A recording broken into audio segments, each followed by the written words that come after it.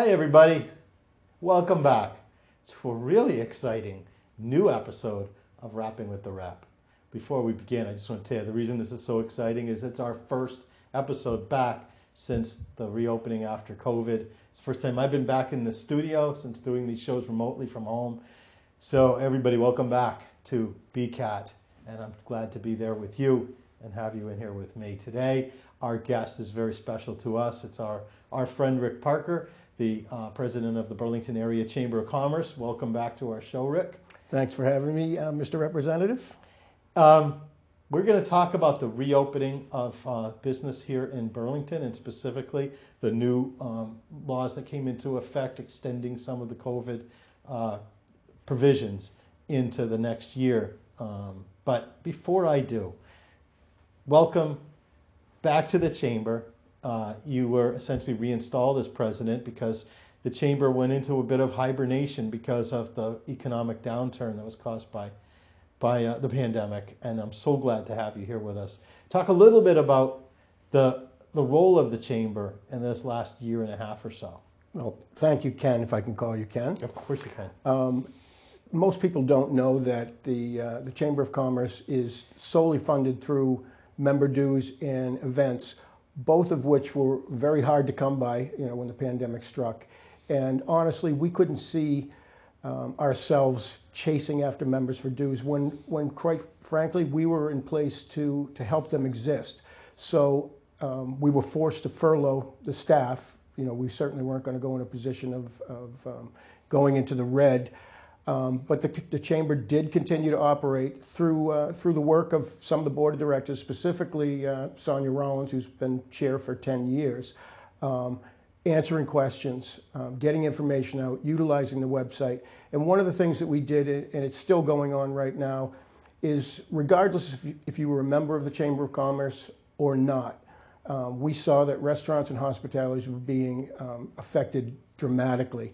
So we listed all of our local restaurants on there to try to help them, get through to the other side. And thankfully, most of them have made it through, and we continue to try to strive to make it easier for them. These are tough times, and so we're looking for as much help as we can possibly get to get them, to the other side and back to a profitable position. Yeah, so during the height of the pandemic, for example, when takeout was really the only way that people could patronize a restaurant,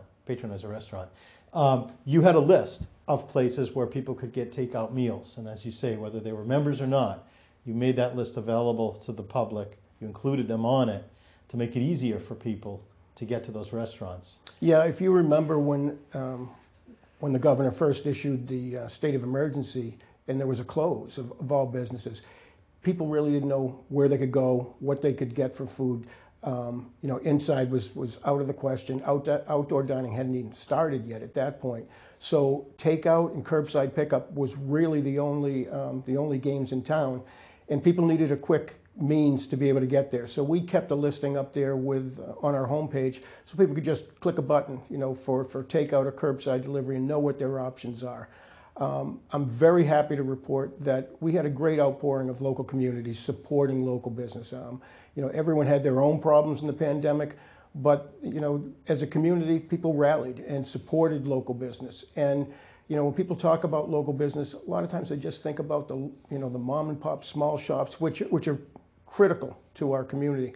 But also, some of the larger restaurants and businesses in town, they employ our citizens. They pay local taxes to help the municipality.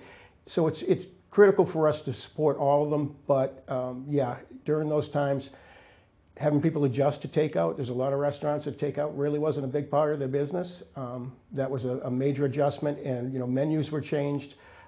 So it was a collaborative effort between the chamber and the restaurants to kind of make things happen. And it was also a moving target with respect to state law and what we were doing during that state of emergency, because there were times that the restaurants were told, for example, okay, you can begin with the delivery, you can begin with outdoor dining when that became available to restaurants. When different provisions became available, you were there to help the restaurants. And just as important, you were there with me, and we communicated. When I say you, Rick Parker, Kelly Pappas, and Sonia Rollins on behalf of the Chamber as a group, we continued to communicate so that information could get to those restaurants, information about, for example, federal relief for laid off workers to help retain workers and things like that. It was always that two-way street of information that I appreciate, knowing that I could get the information to the restaurants through you, and also feedback from the restaurants as to what they needed. Despite the fact that staff was furloughed, you remained there as a resource to me, and I appreciate that, and I believe the restaurants really understand how hard you worked and how effective you were. Yeah, it really is a team effort, and I appreciate those nice comments, Ken, but you being available, if we go back and remember that the governor outlined the 4-step reopening process, and it was going to be based on consistent positive health data. So there were no dates. There actually weren't even any specifications for what that health data was. They're talking about positive health data. So I constantly looked to you to get information, that I could help pass on to the restaurants to get an idea of what was going on at the State House, what the deliberations were, how close we were to knowing what was going on. So I think the rollout, it was a whole new game. It was. I mean, everyone stopped, and then we said, you'll get started, these are the regulations, and keep in mind the safety and PPE protocols. We went through some serious emergencies on getting supplies. So being able to point people in the right direction of sources of PPE, even helping Leahy getting nasal swabs and things like that. There was a real collaborative effort. So as I was very happy that this community in particular, and you as well, rallied to this. This was a huge challenge, and I think that our community, a little bit better than a lot of others, picked up the charge and were able to work together. What I really appreciate about the response and communication that we had during the past year and a half or so during this pandemic was that the Chamber and the businesses were always looking out for the safety of its employees, the safety of the customers, and there was never a pushback as to, we're not doing this fast enough, we're not doing this, hurry, hurry, hurry. It was always, when is it most appropriate? What can we do to help it get to that spot where it's most appropriate? Like you said, how can I get the PPE? How can I protect how can I pay, what source of funding can I have in order to keep laid off workers, for example, available to get back to work when it's time to bring them back? What can we do? It was always a sense of we. It was never a sense of I from the Chamber and from the businesses that you represent. So, thank you for that. And I really noticed and appreciate that. Well, it goes both ways, Ken. One of the key things was when the PPP came out to be able to assist businesses. Initially, it did not include restaurants, any of these chain restaurants. And I think there's a perception that there's just tons of money coming into those companies. These are primarily, run by local people, right, who have a vested interest in the success of the organization, but also the major employer of people in the hospitality and restaurant industry in this town.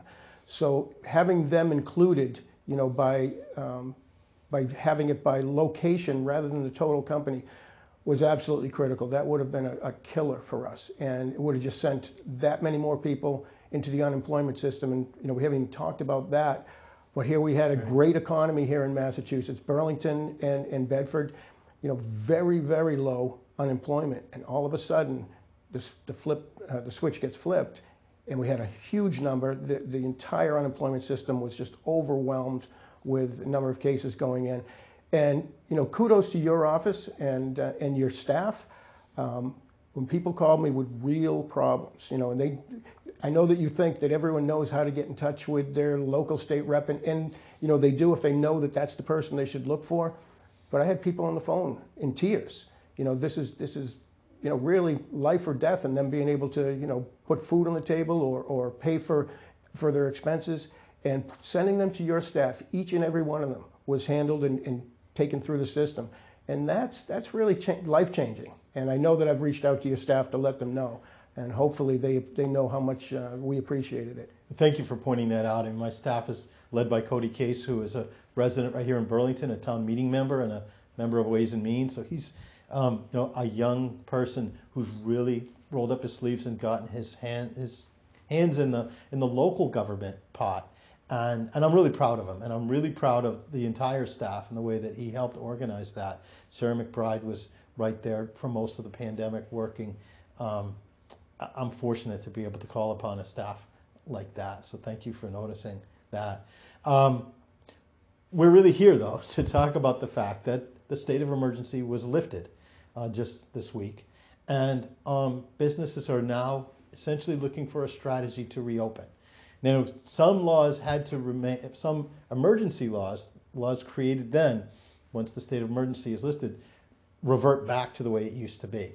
And we really don't want to revert back to the way it used to be, maybe ever, but at least in the short run, so that we can transition off to that new way of thinking. And I think a lot of the people watching the show realize how we're thinking about the way we do business a little bit differently.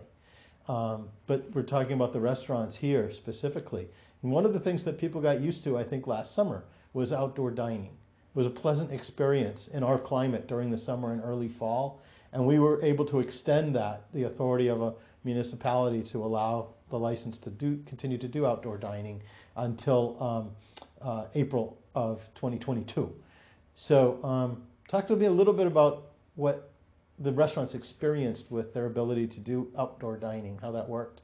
Yeah, as we talked, it really was a challenge for the restaurants to be able to adapt to the changing environment, but outdoor dining was a lifesaver. And I think we all know that people wanted to dip their toe back in the water as they thought about going back to restaurants, because they did want to support them. But there's that ability to go to a restaurant and be out of your house for a minute was key.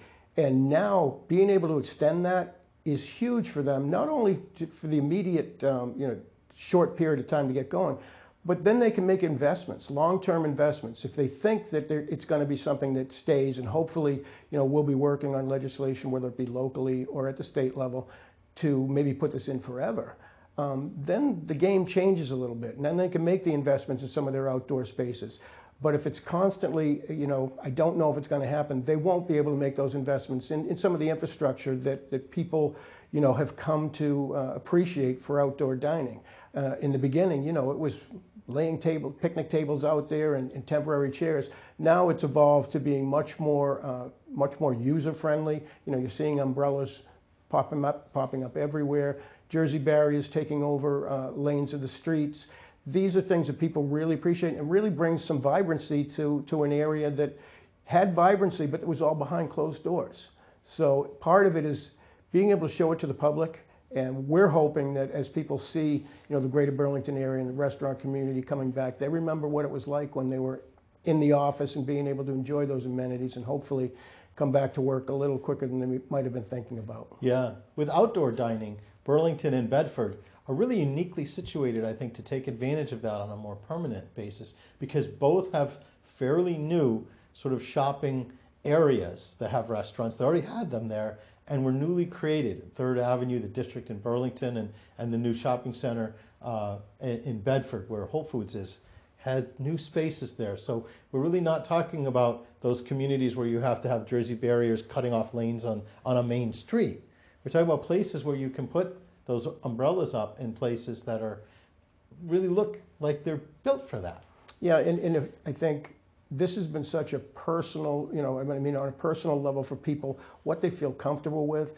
Mm-hmm. Certainly those of us that are fully immunized have a certain, most of us feel a little bit better about going indoors, but some people don't. Some people, maybe they haven't been immunized yet, or they're just not quite comfortable. Having that option is absolutely critical for restaurants, because if it was strictly just indoor right now, it'd certainly be a smaller population coming, but it also, it helps to show the community is open for business, and it really was critical to getting the restaurants going again. Yeah, you're right. Think about families with young children who are not yet immunized because it's not available yet to children.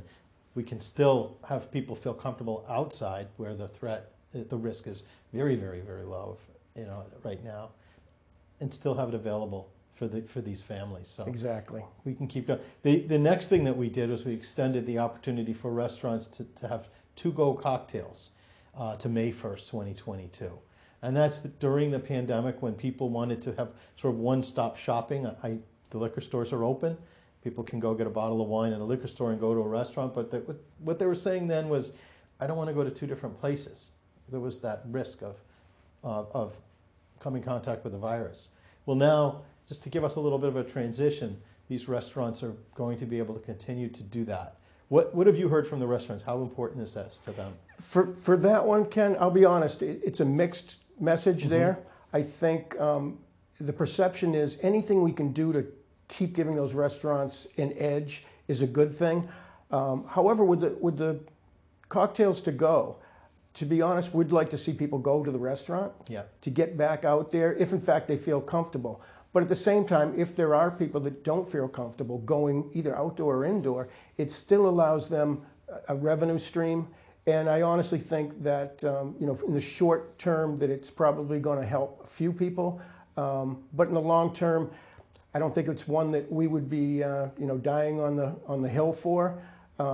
So we encourage people, if they feel comfortable, please go back. There are people working behind there that have gotten into the hospitality industry because they like to see people and deal with people. And I encourage them to experience that. And to be honest, I think there's something a little bit different about having a cocktail prepared in front of you by a mixologist than having that paper cup that you open at home. I don't think it necessarily tastes the same, but again, it's nice if we can give them every chance to just get back off the ground. Yeah, I mean, in reality, folks, Rick and you and I have talked about this because in preparing the legislation for this, I asked you about how important that was because for the reasons that you said too. People can now feel comfortable going to the liquor store, and we have good liquor stores in our area in Burlington and Bedford. You can get a bottle of wine. You can pair that with a to-go meal. You can do that, and we don't want to hurt the liquor stores. The research, whatever research you can do in this short amount of time, is that it doesn't really have that effect. I don't know, this is all new, but we're not trying to do it for that reason. But for what you just said, as we're trying to give these restaurants an opportunity to bring people back in and really enjoy a meal, really have perhaps a drink before their food is served, that seems to be part of the package, part of the incentive to going to a restaurant and enjoying that experience. So, right, and I think while we work locally, we're concerned about our immediate area and how it impacts our businesses. We also realize that state legislation affects the entire Commonwealth, and there are areas probably more impacted by that. I mean, we don't have any bars per se here. They've got to be food establishments, but there's probably some places where alcohol was a major part of their business, and having to-go alcohol probably saved them through some of this process. So I want to transition off a little bit because you have another role in town that you fill, which is that you're a town meeting member. I am. And even the folks that we just mentioned, Kelly Pappas and Sonia Rollins, also Sonia has been a select board member and a Ways and Means member, and Kelly is a town meeting member. And Kelly's on Ways and Means as well. Oh, she's okay. As examples of how the chamber board and its president really are involved in helping the town as residents live here. You live here and you're helping as residents as well. So I want to talk about the changes that, well, actually they're not changes, the changes that were made during COVID that are now still in effect. One deals with representative town meeting. What stays in effect is the opportunity to continue to have remote participation. So the towns can now establish their rules to include that as a provision so that people who are not comfortable going into an auditorium can continue to participate in town meeting, as well as a change to the open meeting law. By change, I mean continuing the change that happened during COVID, which will allow town boards to meet virtually. Boards like the select board can continue to meet by using that technology. So as a town meeting member, can you talk about your experience using that technology and how you feel about using it going forward? Yeah, first I'd like to thank Amy Warfield. Being put into the situation where we go from everyone's on site to we had our first pandemic meeting on the high school field. That was quite an undertaking, but then moving everything to remote. And there are some technological challenges for some people in town, and they overcame those. It was critical to keep business going. I mean, Burlington and Bedford too. We depend so much on business, helping to fund our towns. There are important things going before town meeting Right. that just can't be pushed off until the pandemic is over.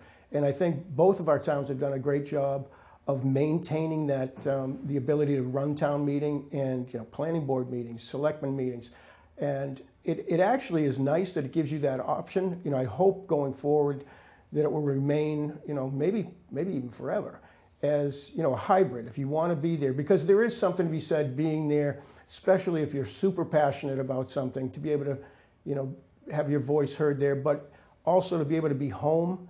And when you're done with your meeting at 11 o'clock, you go upstairs and go to bed. But there was great participation, and I think it was a great implementation, and I hope we can keep it for as long as possible. As you mentioned, coming out of this pandemic, restaurants are not only they're not only doing well, they're not only have survived the pandemic, but we're opening new restaurants recently. And that's a great sign for Burlington. It's a great sign for Bedford. And so in order to do that, these restaurants, their representatives are appearing before planning board, are appearing before the select board. I think that, one of the burger place just got a liquor license just this week, right? Shake Shack?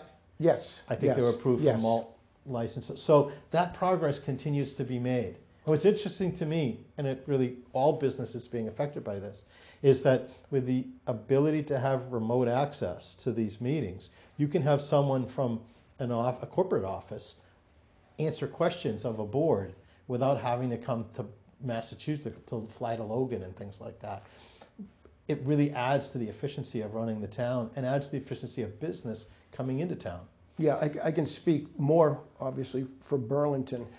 It was almost without a hitch. That it was business as usual. And as you mentioned, there are people outside of New England that could now participate. So it wasn't, constant continuances and extensions and pushing things out, because we realize how important the business community is to our community, and that we have to keep things going. Even though people weren't able to necessarily go into their jobs, we know that there is an end to this, and those that are best positioned to be ready for, when the green light went back on, will be the ones to recover quickest. And it's, I got to say that it was a great partnership with the town in order to keep things running. It was absolutely phenomenal.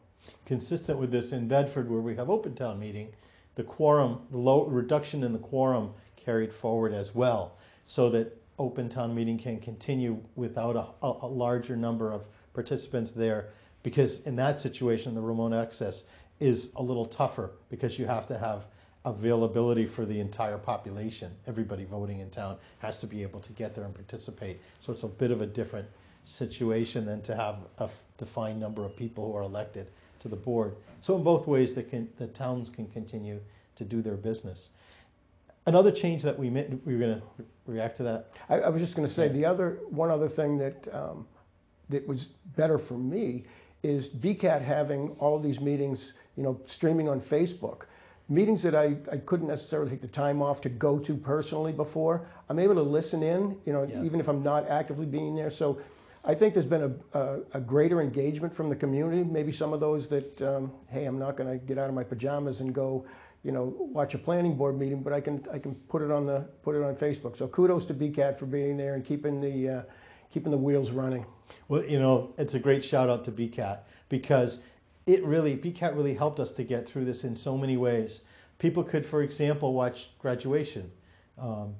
They're used to now looking at live streams. And so grandparents who might not feel comfortable getting on a plane and coming to Burlington can watch their grandchildren graduate. And in all sorts, like you said, in government, the function of government can be done much more openly, because people have access to live stream and actually used it. Just like they've used Zoom and platforms like that. Now they're used to it, and they can get things done. They can be with their remote members of the family, have reunions, essentially. It doesn't replace in-person contact, but sometimes the in-person contact was never going to be possible because people live so far away. Yeah, and I know personally from the Chamber's perspective, we have a lot of meetings, and you know that there's times when we bring in legislators and people, from other areas of the state, and it's hard to get 4 or 5 or 6 people in a room together at the same time with their schedules, never mind trying to get 30 to 50. Now with the advent of Zoom, and everyone knows how to use it, and all the different platforms, we're going to go forward with a hybrid, I think, forever now. So people, if they want to be there, can be there, but if they can't be there, they can still tune in and participate. It took a pandemic to really push this on us, but that's one of the good things that came out of it, that the ability to connect with people that you wouldn't have normally been able to connect with has been a positive.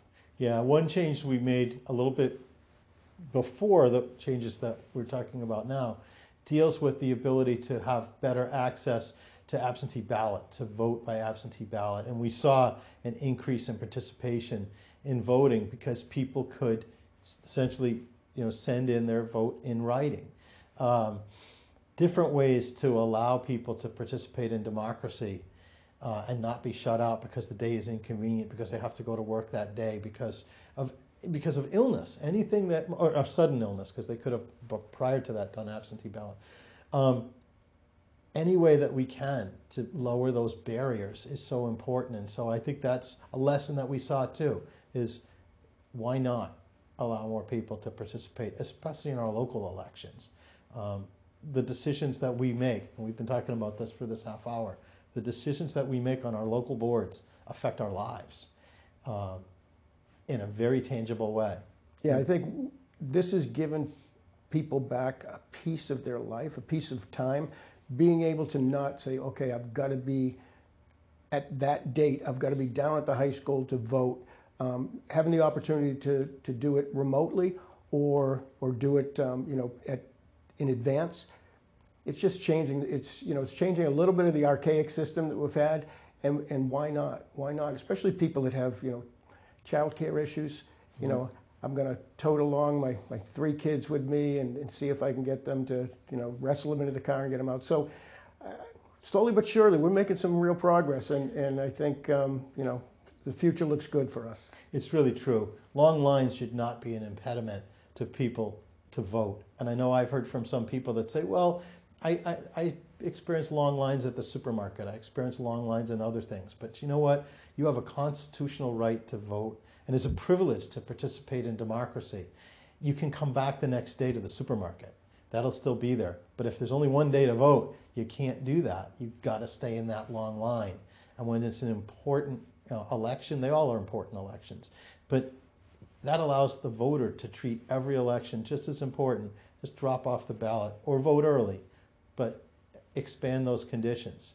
And so I think we've made real progress here. I agree. And I think, like you said, we've made real progress for businesses. People here in Burlington that work in places where previously they had to travel to get to meetings for their business, maybe their customers, or maybe a home office or things like that. Take time away from their family, stay in a hotel and all that. The businesses can save some money on those travel expenses, but the worker can enjoy life a little bit more because at the end of the day, they're still home with their family. Absolutely agree. So Rick, thank you very much for all the hard work that you've done for the Burlington community, both the business community and its residents, in both your roles that we've talked about. Thank you, through you, to the rest of the members of the chamber, because it's a great partnership. You've been looking out for the community, the businesses in the community, but again, the participation that we all have had to look out for each other continues to be so strong, and something that I really cherish, and I really appreciate what we've been able to do together. Well, I appreciate the same back, Ken. You always come to us and say, this is what's before me. How do you think this is going to impact the business community? And we don't always have to agree on it, but you're always willing to listen and take our input from it, and we appreciate that. That's all anyone can ask. Rick Parker, thank you very much for being our guest on Rapping with the Rep. Folks, thank you very much for tuning in as we return to the studio, and we'll be with you again next time on Rapping with the Rep. Thank you.